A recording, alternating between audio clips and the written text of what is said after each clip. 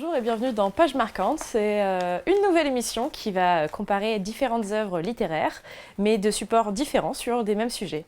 Du coup, aujourd'hui, on s'attaque au sujet de l'intelligence artificielle, le transhumanisme, l'identité aussi. Et on va voir ensemble avec Fabien Bonjour. sur l'œuvre Carbone et Silicium. Ça a été fait par Mathieu Bablé en 2020. Voilà, du coup, c'est assez récent. Et Gun.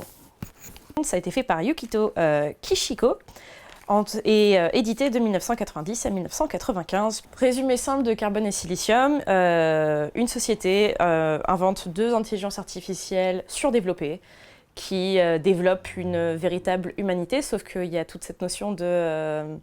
elles sont un peu immortelles tant qu'elles changent de corps. Et c'est un peu le truc de comment l'humanité va de plus en plus entrer en déchéance, là où elles construisent de plus en plus une personnalité et sont de plus en plus proches à un être humain, avec tous des concepts d'âme, des concepts philosophiques, des concepts... Enfin, c'est très intéressant et complet. Après, on est plus ou moins dans ce genre de délire. Voilà, si tu veux bien présenter Gun.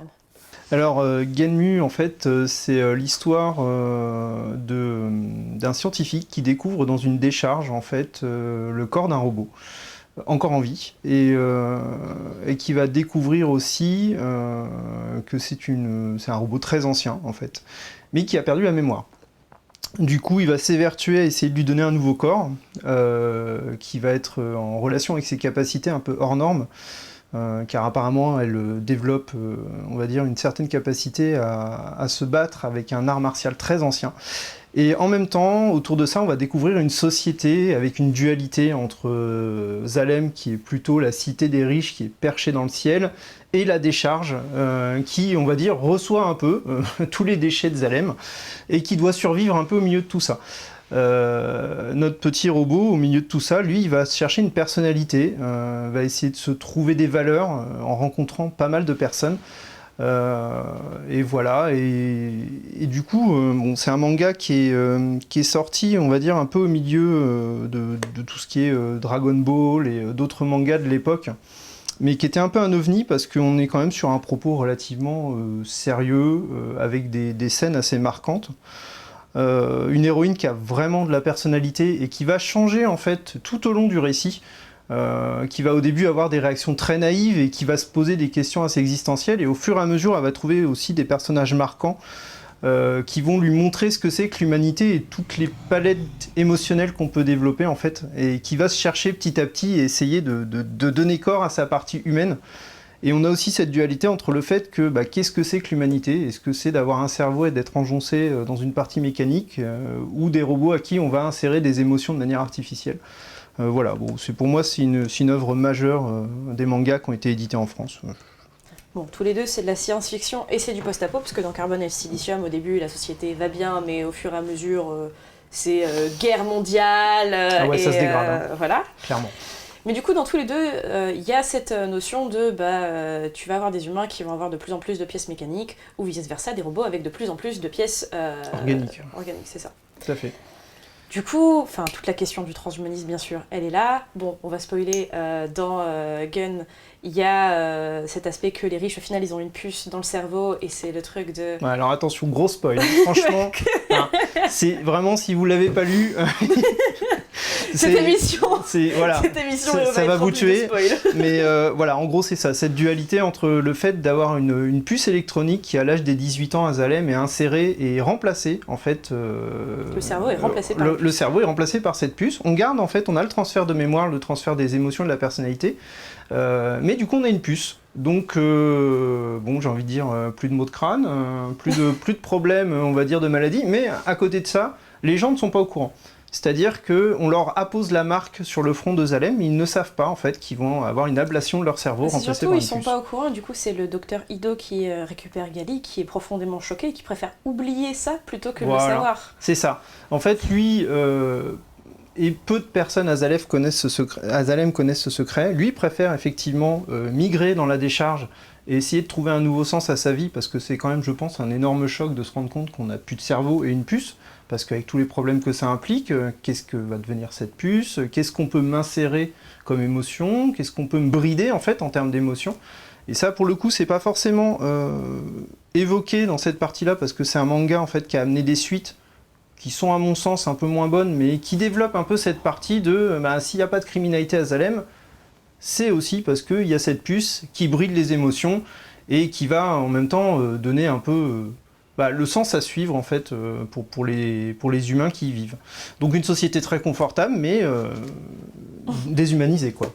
Mais avec des humains. Donc voilà, d'où cette dualité, avec des gens en bas qui ont des parties mécaniques, mais qui eux vont avoir toutes les palettes émotionnelles, que ce soit les grands bonheurs de la vie, mais aussi des criminels, de la violence. De toute façon, là, ces deux œuvres, elles ont vraiment la palette de qu'est-ce qu'on considère comme les valeurs humaines ou pas. Parce que là, du coup, dans Carbone et Silicium, on a deux robots qui sont quand même, du coup, c'est Silicium qui est beaucoup dans la découverte de nouveaux paysages, de découvrir tout ce qu'il y a sur Terre et une recherche de soi-même par la découverte du monde. Et Carbone qui est très dans le social, qui est très dans aider les gens, peu importe si ça la met en danger. Et ces deux robots, et à côté de ça, tu vois du coup des humains qui, les milices, les guerres, la famine, l'horreur. Voilà.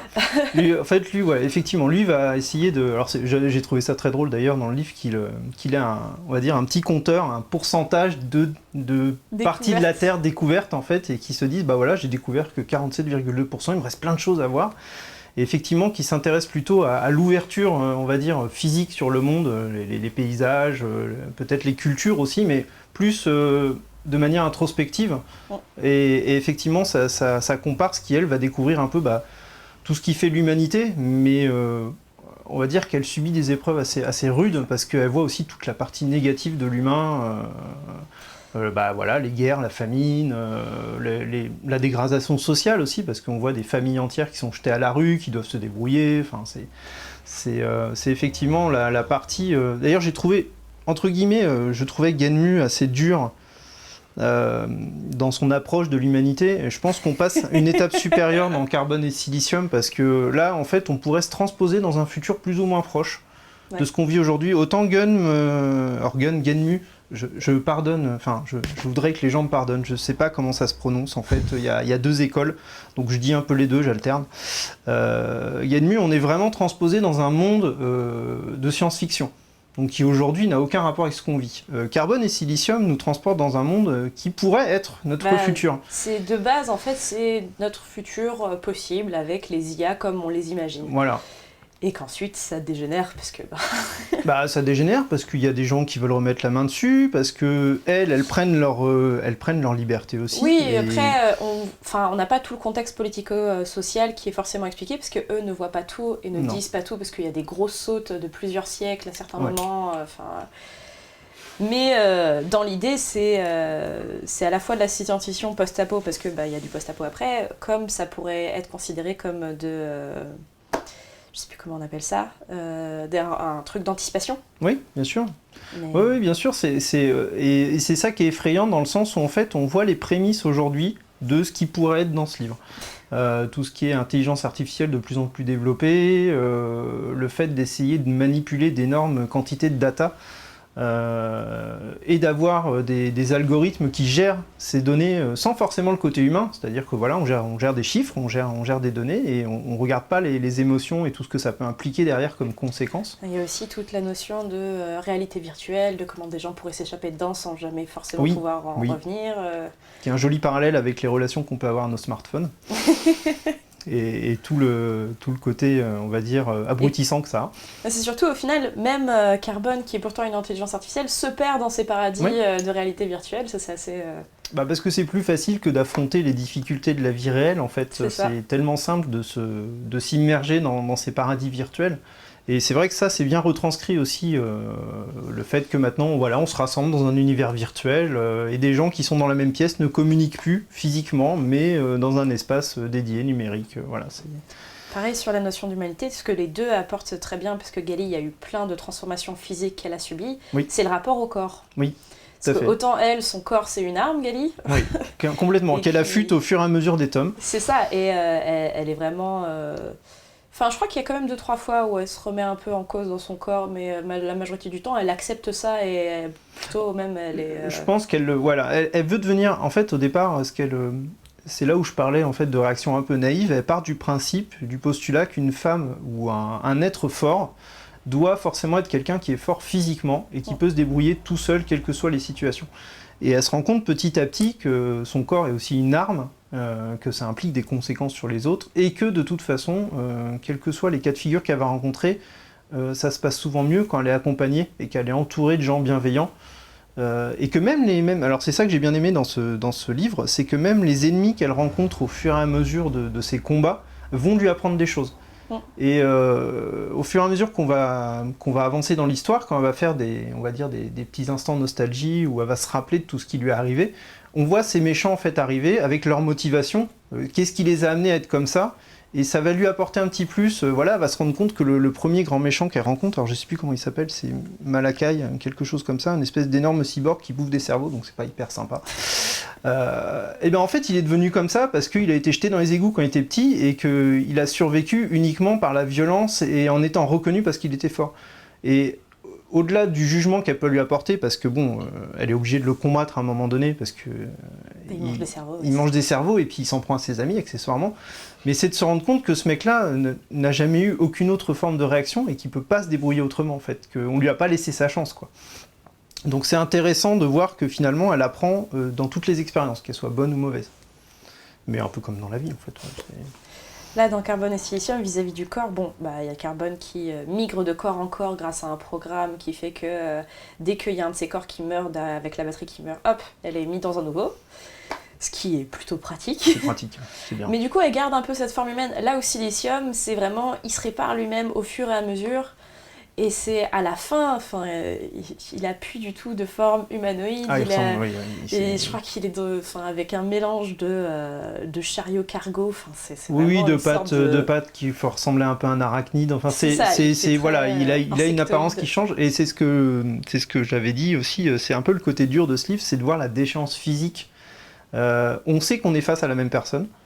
Que cette personne a évolué plutôt dans le bon sens parce que effectivement lui il est quand même plutôt c'est un de ceux qui est le plus stable même comparé à Carbone qui à un moment se perd complètement dans les paradis virtuels et qui a plus du tout envie de vivre. C'est lui, il reste constant dans mais moi j'ai toujours la Terre à découvrir et t'es quelqu'un d'important pour moi, du coup je préférais la découvrir avec toi, mais le temps que t'ailles pas bien, je resterai avec toi.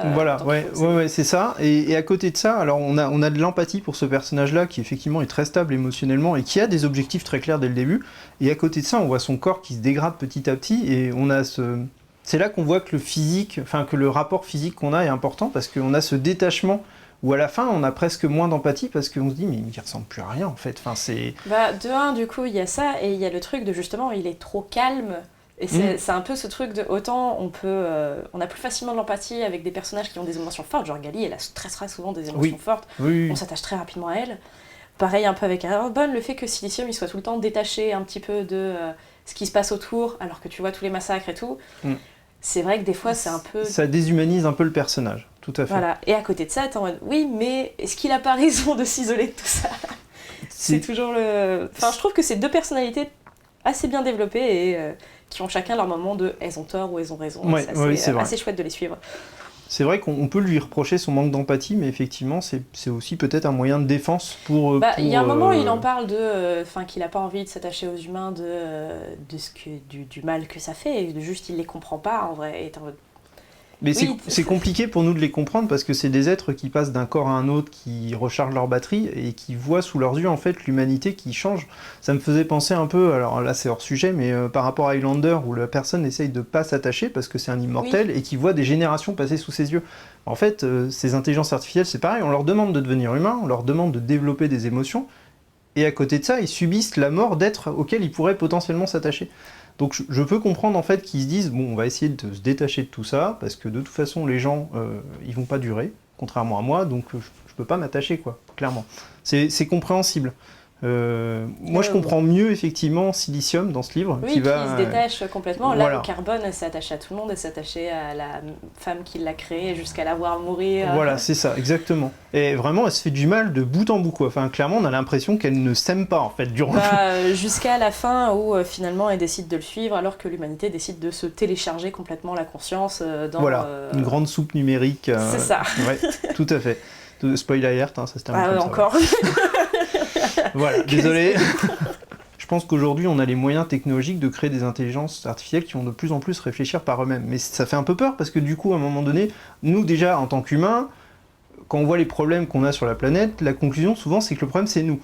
Est-ce que de la part d'une intelligence artificielle, la conclusion ne sera pas la même? Et donc du coup, encore une fois, scénario Terminator, bon je veux pas faire de... Mais voilà, moi je suis un peu d'accord avec toi, les intelligences artificielles c'est passionnant du côté scientifique, mais un peu effrayant pour les humains. Bon, on va terminer ici pour Carbone, Silicium et Gun. Et Voilà. Bah, de toute façon, les deux à lire. Très clairement. Voilà, c'est... Vous vraiment perdrez pas votre temps. Hein. Enlevez juste les spoils, c'est tout, c'est dommage. Désolé. Et à bientôt pour une prochaine émission.